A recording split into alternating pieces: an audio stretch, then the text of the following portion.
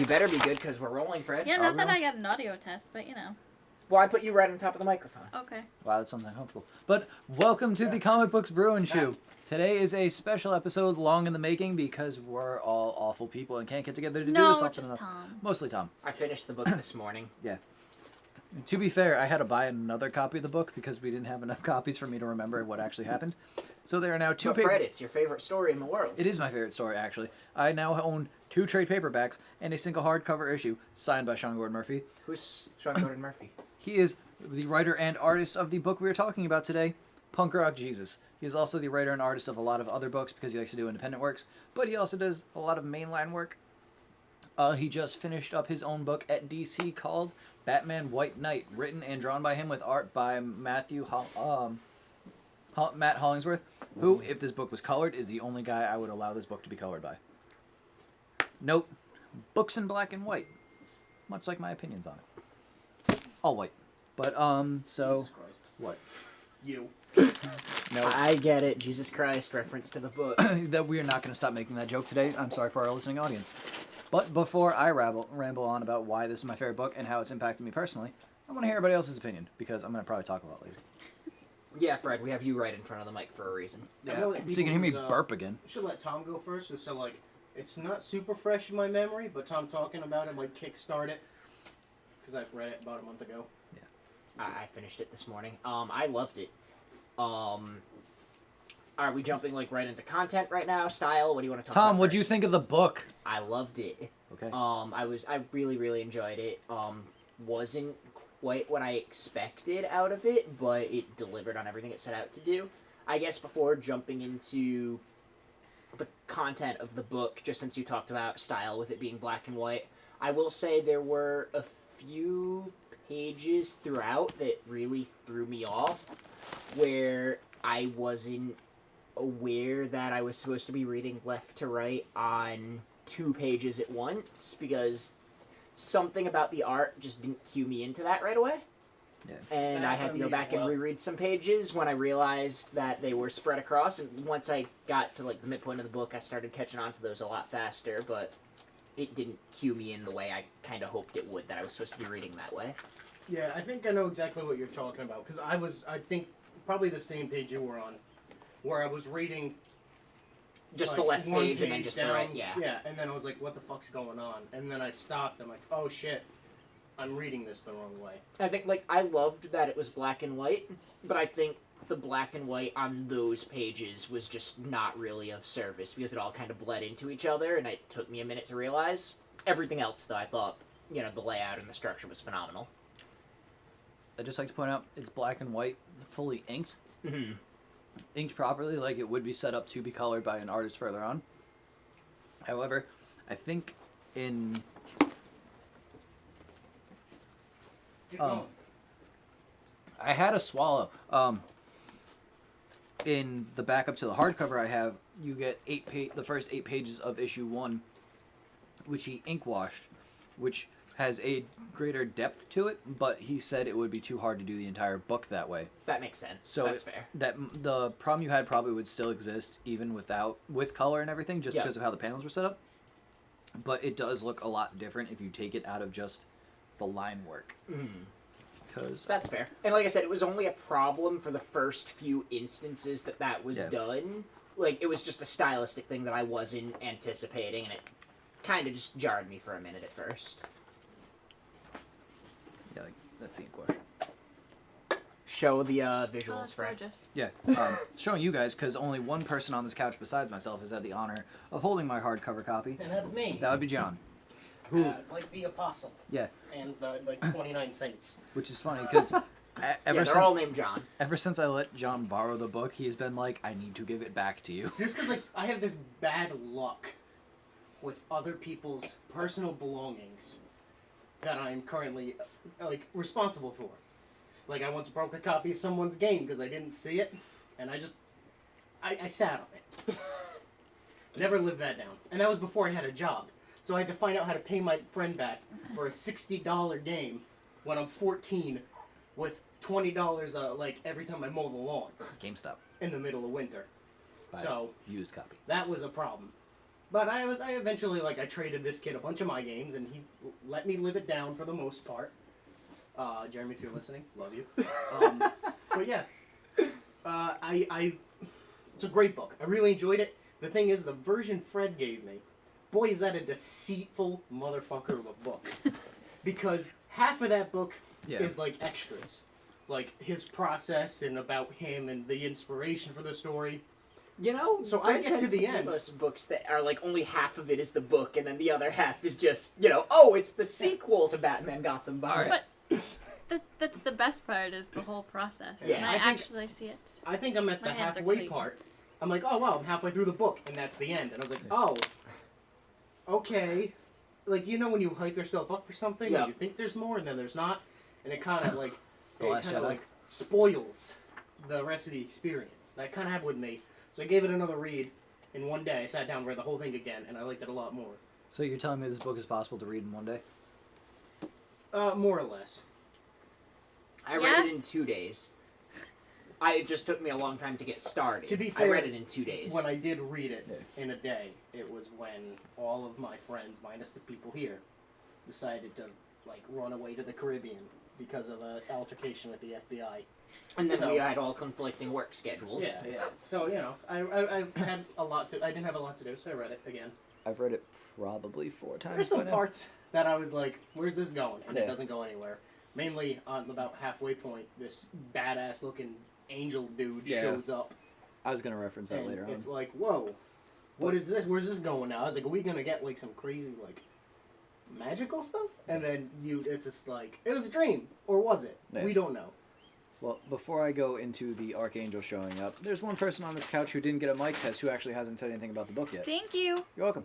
I absolutely loved it. I'm only sticking up for her because she's been like messaging me nonstop about when we're going to talk about this book. Well, I mean, To the point where she messaged me outside of our group chat to try to nag Tom into reading the book. So I then had to go get Tom's boyfriend to nag Tom to read the book. And he told me to read a peanut butter and jelly sandwich. and you still didn't do it.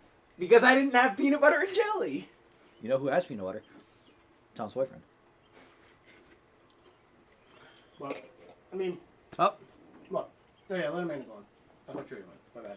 So, being someone who, you know, honestly doesn't give a shit about, you know, the actual Bible and whatnot, I loved this. It was just kind of... I'm sorry. Did you think the rest of us good Catholic boys on this couch gave a shit about the Bible? Well, I mean, I don't know about some of us, but, you know.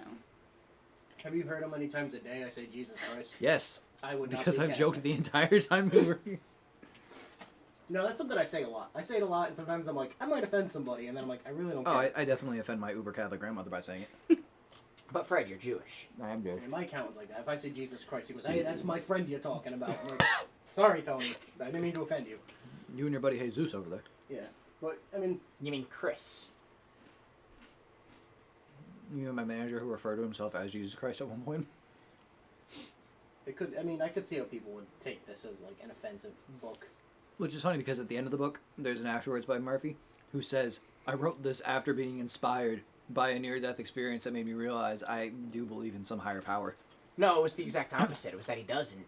No, he went into it. I thought it was he went into it as an atheist, and then after almost dying, he realized that he needed to. No, believe he something. went into it as someone, you know, that believed and told himself he was going to give himself a month where, you know, he doesn't pray and doesn't consider any of this. And then after he was in his near-death experience, started to pray, stopped himself, and figured his way out of it Yeah. on his own.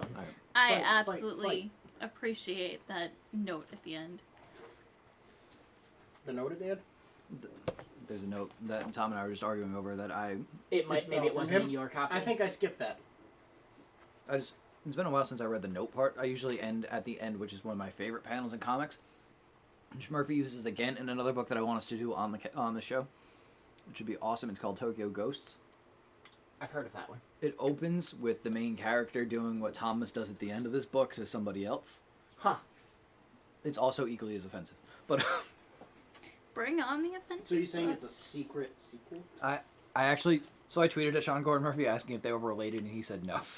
But I was like, it would be so cool. By the way, SGM is one of my favorite authors and artists. I've collected most of his work so far, and I've never really been disappointed by it. But so I found this book my sophomore year in college, so we're going back 3 to 4 years at this point. While I was taking a history class, as I have mentioned before, I'm a history major. I was reading it, and one of the main characters, Thomas McHale. Oh, before we get into that, brief synopsis of the plot. There's this hyper science community that wants to make a clone of Jesus Christ for the purposes of creating a reality TV show out of it. They find a woman, artificially inseminate her, have her give birth to our Lord and Savior Jesus Christ by using DNA found on a shroud supposedly worn by Christ himself. What's that thing called? The shroud, the Turin, shroud of Turin, or I something. think The invisibility something cloak. like Yeah. So that. Indiana Jones found it once. So they go raid Harry Potter's closet, get the invisibility cloak, and then they make Christ Jr., who they call Chris in this book. I get it. Because they were like, we can't call him Jesus, that's weird. How about Chris? Because it sounds almost like Christ. And they're like, cool. So then he grows up in a facility where he is taught his entire life that he is Jesus Christ. The facility is attacked constantly by The Westboro American Baptist Church Yeah, on I was- steroids. I'm trying to say New this. American Christian, NAC. Yeah, no, I know the name. I'm just Oh. trying to say it in the most polite way possible because I. Westboro Baptist Church. Yeah. On steroids. On steroids. They are uber fanatical, right wing, So the ultra Westboro Catholic. Baptist Church, yes. if they'll actually throw a punch. If the Westboro Baptist Church and the Taliban had a baby, that's the best way to describe who those people But they were still fat middle-aged women. Yeah. Oh, and mostly white, underclass, middle-aged Americans. But so they're all going out the facility, which means they need protection, which brings upon the character Thomas McHale, whose backstory is interwoven throughout the entirety of the story. He is a young man from Ireland, particularly the southern parts, where his family is murdered at the beginning of the book, partially due to the fact that his dad told him to hide in a closet, Harry Potter again, with a shotgun, and then shoot anybody that shows up unless he hears that, like, the okay word from his parents. Someone tries opening the door, kablam, he ends up accidentally shooting his dad in the chest because his dad was already shot in the throat and couldn't speak. Are we getting into spoilers? In a minute. His uncle saves him, and he grows up and then learns about the IRA, joins the IRA, fights back against the North. All the good things you do as a proper Christian Irish boy. Later on joins J2, which is the Jesus 2 project, and comes on as their chief of security to help raise Chris and protect his mother Rachel as they transition into this reality TV show following around His mother's name wasn't Rachel. No, it was... Gwen. Yeah. Gwen. Why am I thinking Rachel? Rachel's another character, isn't she? Is that the scientist girl? Yeah. Yeah, oh, Rachel's a scientist, her daughter's Rebecca. That's right. Yeah. Favorite Her book of daughter. my ass. My bad. Gwen, such a common name in comic books. I can't believe I forgot it. They've only been using it 1,000 times in Marvel. My bad. So, I don't really remember Mom's name because I remember more of the shitty stuff she does, like become an alcoholic and dependent on pills because the studio says it makes her character more interesting, and then she accidentally gives her son wine, and they spin it as he performed a miracle. And turned his juice into wine. And turned his juice into wine. And then, but they raise Chris in this facility that teaches him he is Christ. Shit happens, and then he becomes this counter-revolutionary Jesus, and then finds punk rock music, and becomes punk rock Jesus and tours with a band, a punk rock band, as their front man, kind of denouncing religion, America, everything. And in turn becomes just as fanatical, in a sense, yeah. as a lot of the people that he's opposing, just way opposite side of the spectrum, but Whereas just as the- problematic. Whereas the NAC wants to be as good a Catholics as they can be, their Quote, Lord unquote. and their Lord and Savior wants to not, because he sees what religion does to people. Because, spoilers, his mother's killed in front of him by the company that created him. Because And not just like, it's gory. Yeah, she It gets is, and it's in a worse kind of way. she gets crushed and like cut in half by 2 mechanical doors as she's trying to rescue her son from this life of imprisonment. Hmm. But now that we've gotten through basic synopsis of the plot, where this book really impacted me back when I was a sophomore in college, had to write a paper about World War I. That doesn't sound really relevant. until I was going through the book my professor had us read. It's a 200-page book. Read it over the weekend. Find a topic in the book that you want to talk about. Come across this thing called the Easter Rebellion of 1916, April 24th to be specific. That is when over 1,000 armed civilians in the country of Ireland stormed the city of Dublin and hold it for a couple of days from the British and the Irish forces that are serving under the British because they're trying to declare for home rule. Wrote a paper about the week. Turns out that week continues on because some guys get shot. They kill the 9 ringleaders. Waited too long. Public dissents against the British. Quit. Blah blah blah blah blah.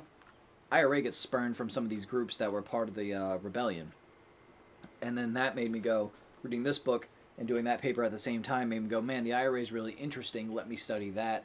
Decided my major was going to be history at that point, and that I was going to focus more on studying Irish history than American history, which I told the professors I was going to be studying.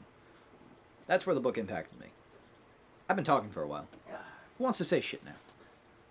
I guess one of the interesting things too was the kind of duality where at the end Chris almost becomes just as toxic in his lack of belief in some ways, where he's creating just as many problems as the NAC is in trying to counter them, where instead of, just kind of moving on and getting his point across, he's getting his point across in a way that's designed to attack the opposition. And it has a lot of interesting commentary on, definitely on like belief like that, but also just on that kind of The form of forceful politics. approach to He's got one beer in him and he's That's throwing shit. already Yep. finished? Holy shit. Mhm. But, I think that I like the spin of, it's a whole reality show, Mhm. which it's, at one point it would have been, that's ridiculous, but now it's getting to the point where it's like, yeah, I could totally see that happening. Yeah. I feel like this book came out, I believe I said 2013, Yeah. which is definitely solidified in a certain era of American pop culture, because at that point in time, the inundation of reality TV show, now, 2018, I feel like we've... Sure. Yeah, Jersey Shore is definitely Yeah. they always had stuff like The Real Life and Big Brother. Yeah, and, then Jersey Shore Housewives. lit Yeah. that fire again for But- a total of 2 years. Yeah. Come on, we have the Kardashians. Yeah. We still have it. I feel like we've just gone away from it a lot. Yeah. But, definitely at that point in time, but I still see reality TV, it's still out there. And there's no way to not say this couldn't also be, just twisted, from reality TV to, vlogs or, whatever, Mhm. the current Yeah, I hype think if is. this were written today, it would be much more web-based. Yeah. Yeah. It would be live streamed. It wouldn't be... Yeah. A TV The show. TV 24/7, 365. Which it live almost was, stream because you of- had the... Yeah, the camera crew was constantly Yeah. there, and But they're also worried about the editing and everything. And, there's a lot of other really good commentary. At the beginning when Rachel's designing Chris. yeah. They're Oh, yeah, like, about the blue eyes yeah, comment. make him blonde hair, blue-eyed, fair-skinned. And she was like, but he's from the Middle East. He wouldn't look like that. And they're like, but that's how Yeah, it's how the West... America That's how the West sees- sees Jesus. I've never seen a depiction of blonde Jesus. Well, I don't mean blonde, but I mean, Yeah. make him definitely, more Western Yeah. in appearance. More Anglo than, Yeah. Which, is always something I poked fun at. I'm like, you got, all these names in the Bible. Abraham, granted, we had Abraham Lincoln, but he was definitely named after the biblical character. Yeah, and Abraham comes from, Yeah, it comes other from... names. Yeah, it comes from Hebrew and Jewish Yeah. descent. But, you got names John and Mo- Thomas. I was gonna say, Moses, stuff like that. And then as soon as you hit, Ishmael. the Jesus era, you got, Mary and Joe had this kid named Jesus over in, Nazareth. I get it, Rome controlled the area, but you still wouldn't have, Mary and Joe, and then, their neighbor Paul became, an apostle, You got a guy named Pontius running around. Yeah. Poncho's Pilate. But there was just something in here that I saw that I liked. There's a lot of small references that I liked that Yeah. you can tell Sean Gordon Murphy really likes some pop culture things. Ooh. There were 2 references in particular I caught. I'm sure there's way more. As at one point, I think Thomas has he's holding a gun, and it's the classic pistol from the Halo video game series. And then later on, he has another pistol, and it's the gun from Blade Runner, I believe. Mm-hmm. And I'm sure there's more that I just didn't recognize, but it's little references like that. He's really cool at pop culture and stuff because I have a screensaver on one of my old laptops, not a screensaver, a background, and it's a whole bunch of just different characters from pop culture put together, and it's just the coolest thing, like, because it's all drawn by him, so it's super stylized. And if we read Joe the Barbarian, he does a lot of, like, it's a kid that has all his toys come to life around him, so you get, like, Transformers and, like, Batman and, like, fucking Dick Tracy coming around, and it's super cool looking like that. But Amanda, it's been quiet a lot. Thoughts? Yeah, I'm trying to remember it since it's been so long. I've read it this morning. It hasn't been long. It's kind of interesting that, like, this poor kid who grew up with this weight of you're the second coming of Jesus Christ, and, like, all eyes on him, and he uses punk music as, like, an escape. Which, Of all genres for Jesus Christ to get into, he gets into punk. I mean, because it's Sean Gordon Murphy likes punk music, probably, because he hangs out with, like, Scott Snyder and Greg Capullo, and they're big into, like, rock and metal and punk music. But at the same point in time, punk music has always been the counterculture way to, like, stab back at the establishment. Yeah. I also enjoy it because I'm a fan of certain subgenres of punk music, so I can appreciate that. How about the polar bear? All right, so I was going to get into that. So cool. So, my favorite character in the book, well, probably a lot of people's favorite character in the book, is Thomas, because Thomas is the badass. His like I moniker. like his name too. His moniker is the cemetery. Because in, like, one day he killed 13 people and then got their crosses, like, got them tattooed on his back as crosses. But there's a polar bear named Cola. Get it? Aw. Yeah, and then I'm getting there. She's genetically modified by Rachel to be more docile and more like a giant puppy because she wanted to study polar bears. But she's like, they're super dangerous, can't do it. So she genetically modifies a polar bear to then study it, and it becomes this, like, huge, like, pet dog that plays with Rebecca, Rachel's daughter, that she has after she figures out, like, how to properly artificially inseminate herself because she had an incident with a miscarriage and then she couldn't give birth after that. And then it plays with Rachel and Chris. And there's one point where Chris thinks he can walk on water because they keep telling him, hey, You're Jesus Christ. You're Jesus Christ. Walking on water is kind of what you do. The kid can't swim, and he tries to walk on water and almost drowns, and Cola jumps in and saves him. What happens to Cola is tragic and unfortunate. Oh, She's trying to protect Chris from being attacked by the NAC, but his mom's there at the time, like, trying to rescue him. She teams up with the NAC after she gets kicked out of J2. And Cola gets necked by somebody with, like, a combat knife. And then Thomas goes off on that person. But it's just, like, there's a lot of death in that book. And I think Cola's death is, like, the worst. yeah. I'm not gonna lie. I'm thinking, like, there's 3 big deaths in that book, and Cola's has to be the worst. I don't know, just for how brutal the mother's death was. Yeah. Like, she's just trying to rescue her son from these people who treat him like a prop on a TV She show. signed up for it, though. Yeah. It's just, I think what really struck me with her death was how, like, we get her committing suicide, then we learn that that's just a dream, and then, like, 2 pages later, she's murdered. But is it a dream?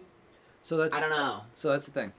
He had initially written the story as something else, and that Archangel was going to be a character, but he kept it in as a dream sequence, questionable dream sequence, to further make you wonder whether or not religion's bullshit or not. But also, he was pretty much just like, it was too cool a character design to waste, and I'm like, that's It's fair.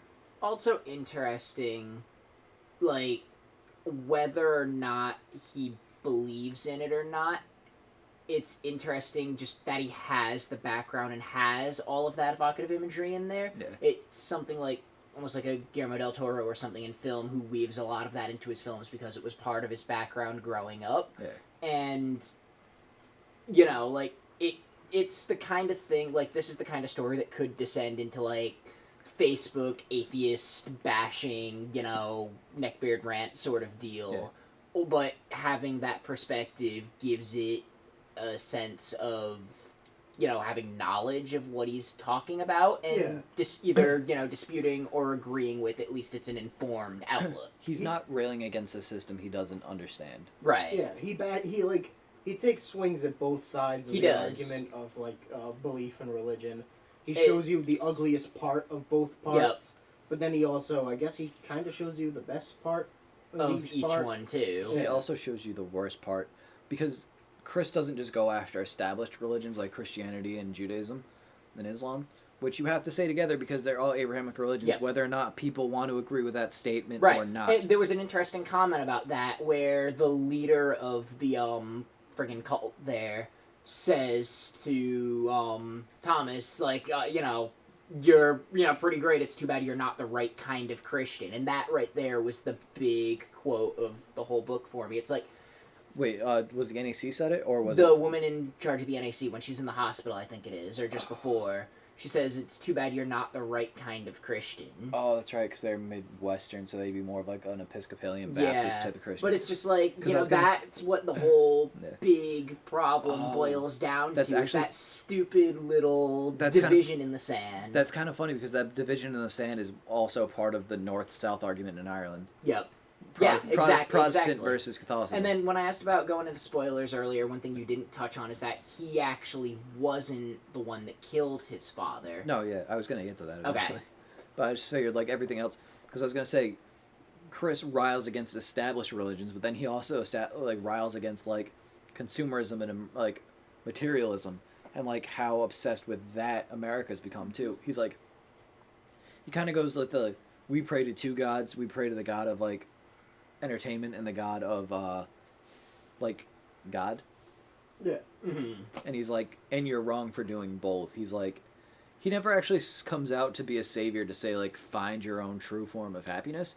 He doesn't go, like, the Buddhist route, which would be, like, the only logical explanation if you rile against both sets of beliefs. But, like, he just said, he kind of just, like, he's a teenager in the entire book. Yeah, he Which- doesn't get above. He doesn't get above that, so his riling against the system is understandable, but it's also from that teenage perspective of, I'm railing against the system, I have no better alternative, which is fun.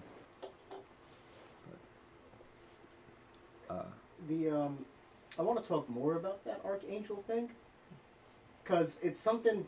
It's such a cool design. Right. It's very like he's got like straps and buckles He's and got a the fucking tattoo. swords on his wings. He's got swords, and it's like I was like, I don't know where it was going, but I would like to see him continue what that original idea in some way, which I don't know if he ever will.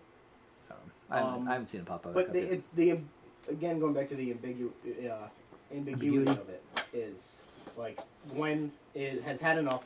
She escapes from J2, so she decides to walk off a balcony in a hotel room she's staying. And as she's falling, this angel like swoops down, grabs her, tells her what kind of mother, asks her what kind of mother she is, and then she wakes up in her bed and she's like, it's a dream. But then she has bruises on her shoulders from where the angel caught her. And I think she goes on to tell another character about it, right? She writes a book, I think. Oh, well, yeah. she writes a book, and then on like the Larry David type show, they're like, Boiler room. yeah, but we talked. Savior without a mother. But we talked to them, and they were like, those windows don't open from the inside. Yeah. There's no way you could have done it. Blah blah blah blah. The windows open from the.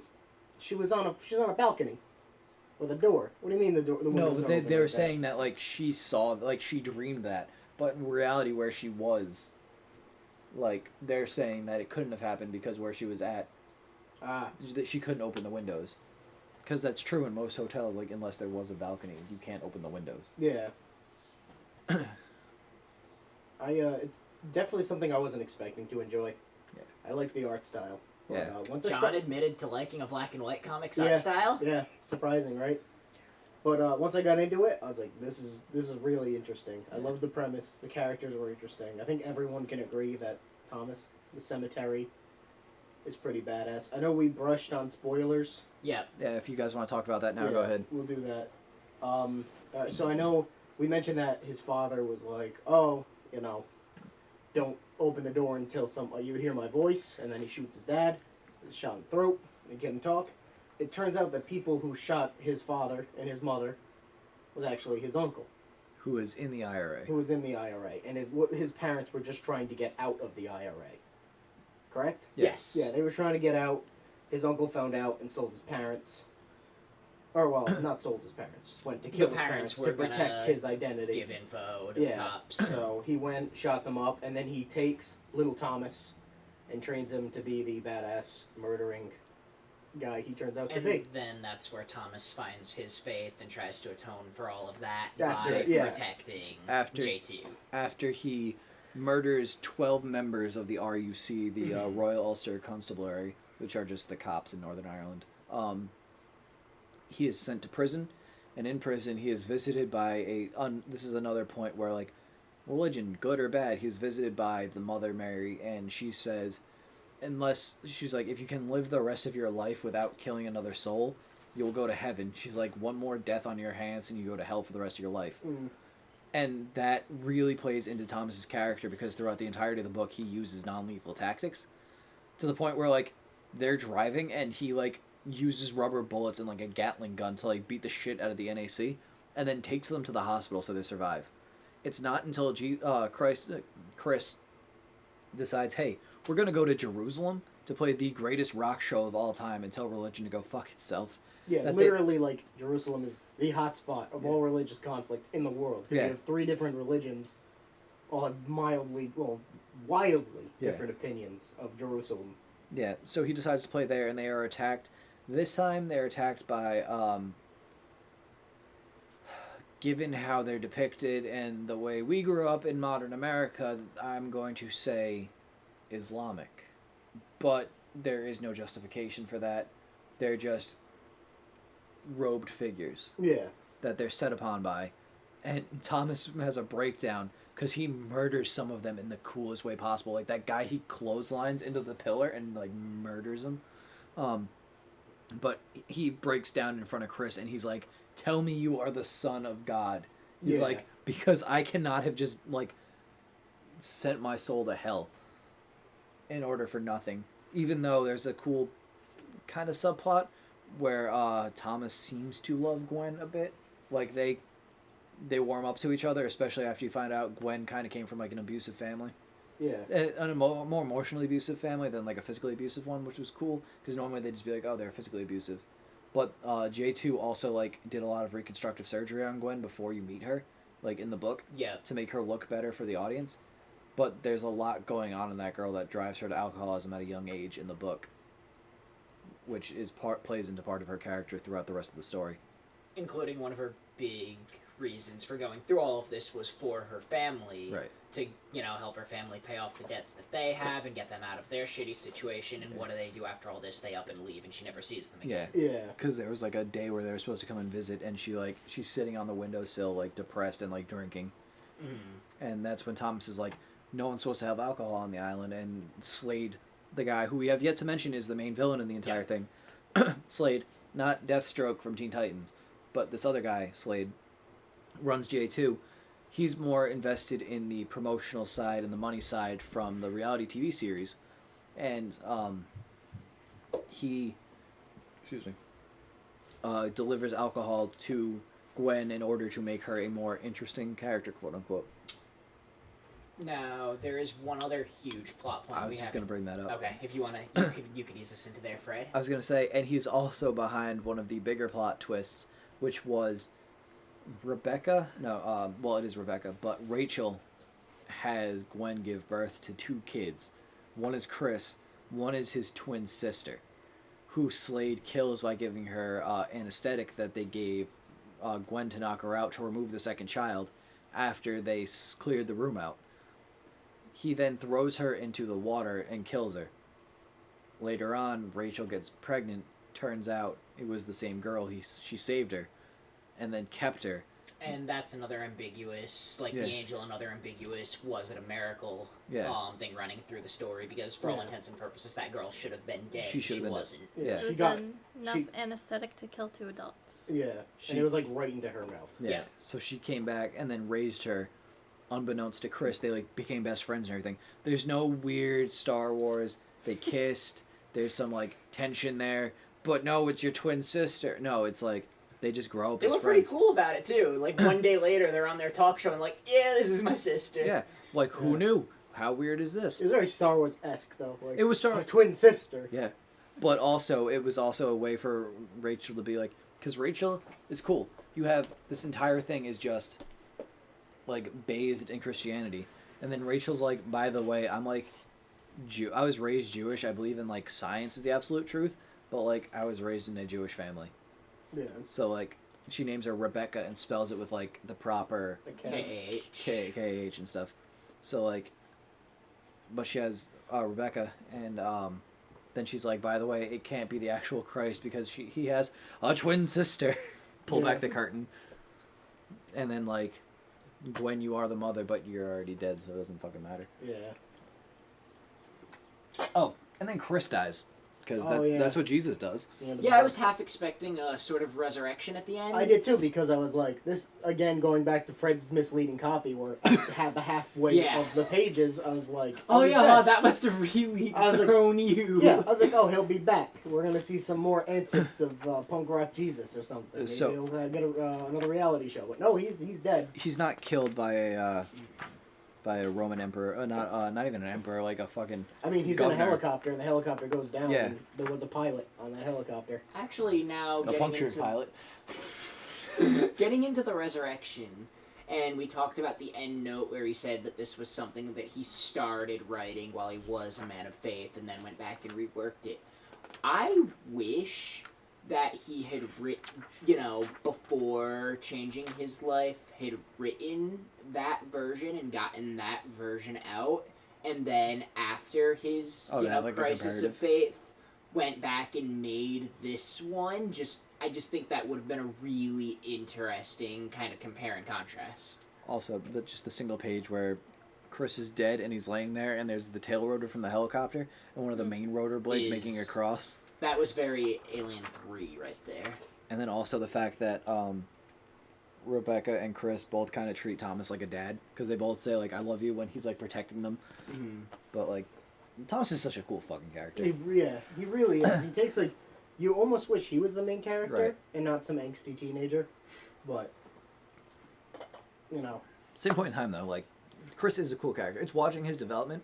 Like I think the first time through, I was definitely in it for Thomas, and then in my subsequent readings, I picked up more and more on like the Chris subplots. If you go along with that, though, it's interesting, and I feel like this is a big piece of the commentary running through it. Kind of like what you said about, following Chris as this angsty teen, whatever. The parts where he almost seems the most interesting is when we're getting everything about him, not from him, but from everyone else's point of view. This kind of voyeuristic approach, like where we get it all on the talk show, or how the NAC reacts to him, or how Thomas reacts to him. And that, So kind I of feel like this is- those things like, what is Jesus to you? but, like, there's a lot of the interesting commentary running through that, like we were talking about with that whole reality show or internet streaming culture that we have, that he almost spins it so we're almost feeding into that by gravitating to those sections where we don't want to see the guy firsthand. We're more interested in seeing what everyone else has to say and basing our opinions on everyone else's skewed vision and not taking it all firsthand. I mean, if you want to take the commentary route, you can also look at everybody's wanting to use. Yep. Oh yeah, But everyone Christ- has a purpose for him. Well, not even that, like a purpose, but like, I mean, there's the purpose in the religious sense that you want to use Christ to like elevate yourself, and then like heaven and bullshit like that. But there's also like they want to use Christ for their own propagandic purposes. Like clearly, J2 is using him as propaganda to get money for the show, but then like the NAC wants to use him as like The symbol. the figurehead, like Jesus has come back. That makes us right. And then Thomas uses him for his own personal, yeah. atoning Salvation. for his own sins, and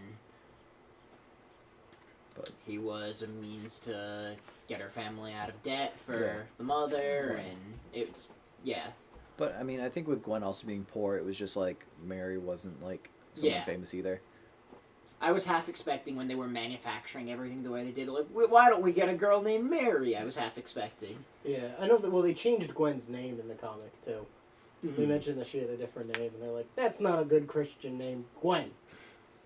Which I was like, okay. Could have went with Mary, or Yeah. No, you something else. remember that book according to Gwen? No. There's only like 4 different Marys in the Bible, but we're going with the book according to Gwen. She died so Peter Parker could become Spider-Man. Oh, God. Except in that other universe where Peter Parker died, so she could become Spider-Woman. How does that work? Comic books, man, they're freaking weird. Actually, Spider-Gwen is a great fucking book. But so we were talking about Slade. Slade's a douchebag. Yeah. Slade is the worst. He's like the root of everybody's friggin' problem. Right. He's this corrupt businessman put in charge of this very powerful organization with a lot of right-wing, super Catholic conservatives that flock to his side. Not saying current political commentary, but I'm saying. But the big thing though is at the end he's like he's gonna get away scot-free. ATC character, by the way. He's gonna get away scot-free, and Thomas shows up because he's already like, my soul is tainted. He's like, if Chris wasn't Christ, I'm already going to hell, so this doesn't matter. Punches through the window of Slade's fancy car, pulls Slade out of it, and then rides with him, dragging behind his like motorcycle, which he got from his dad, and then upgraded with the with Tim, the electronics and like machinist for J2. Drags Slade along beside him, and then the very last panel is him putting Slade under the back tires of an 18-wheeler and his body just rupturing.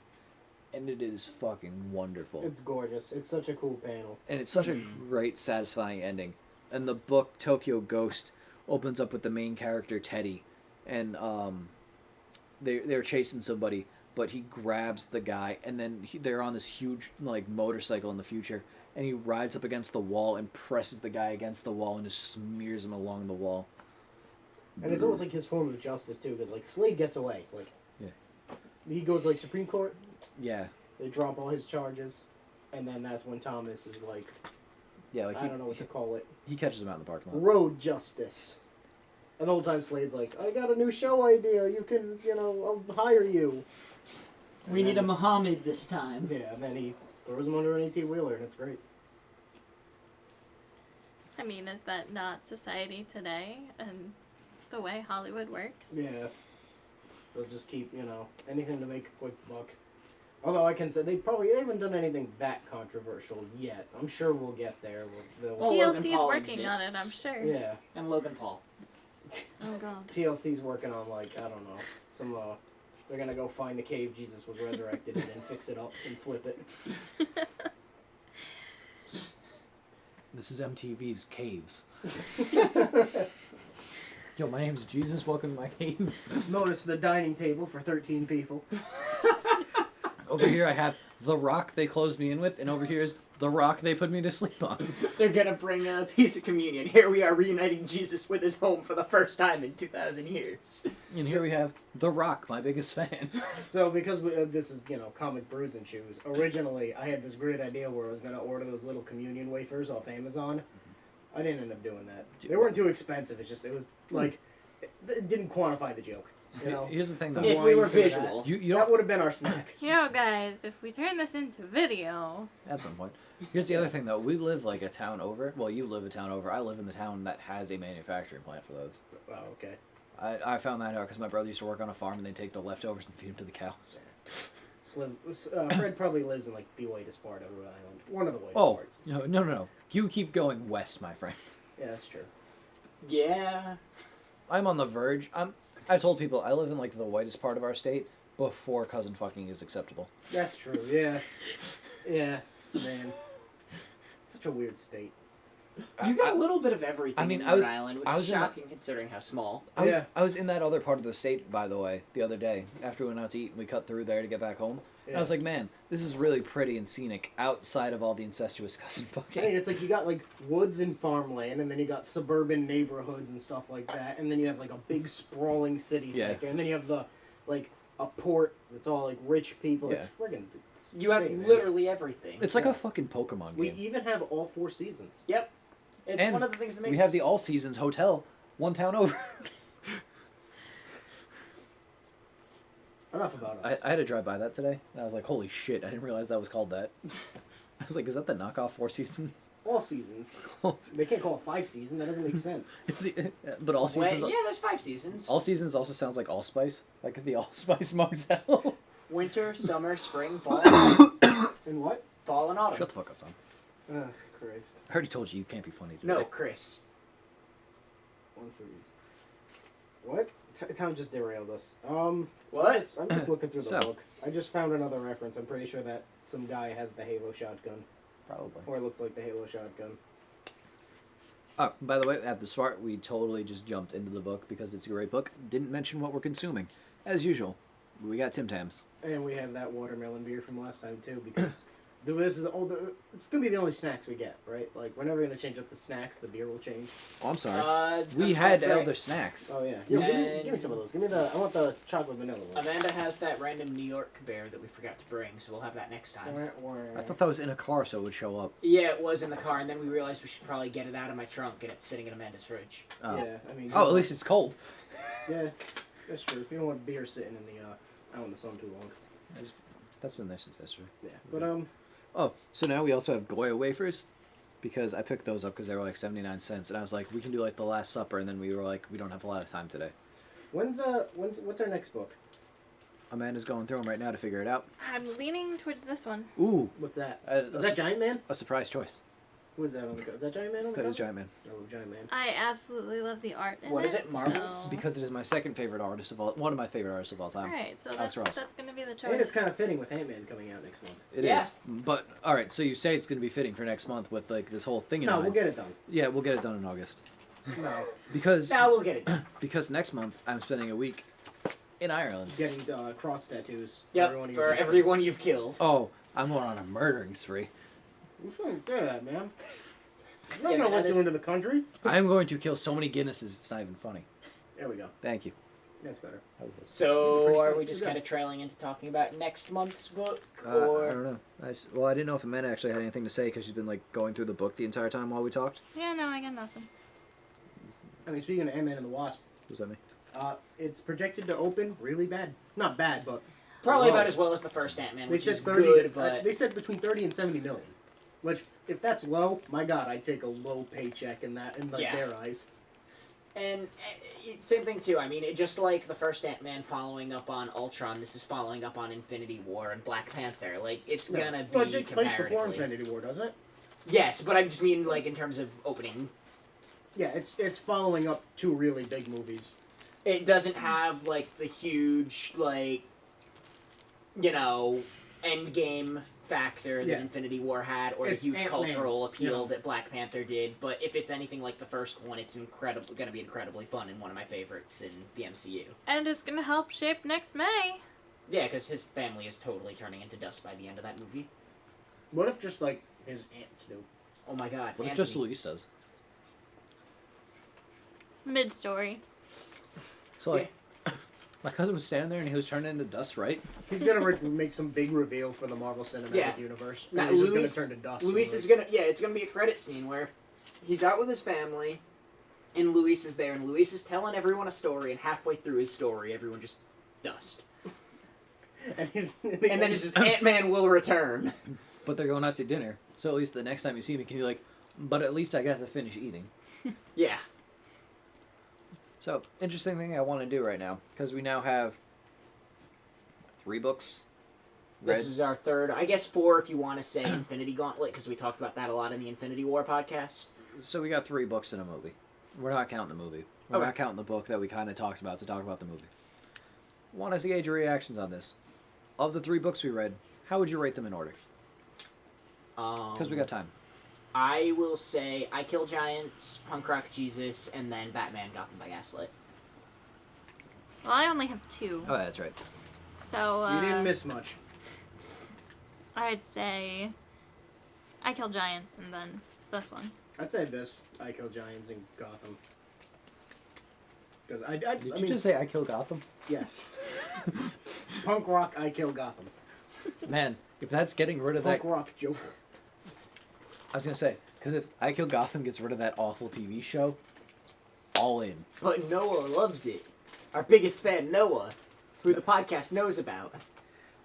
Gotham's so bad. They're adapting Year One, and I'm so mad about it. 'Cause I love Year One. I've also heard they're going to adapt like Court of Owls and a couple other storylines, and I'm just like, stop. Speaking of early Batman stories, did you hear that Matt Reeves turned in his first script for the Batman, and it deals with a younger Batman, so I guess they're getting rid of Batfleck for sure, that means?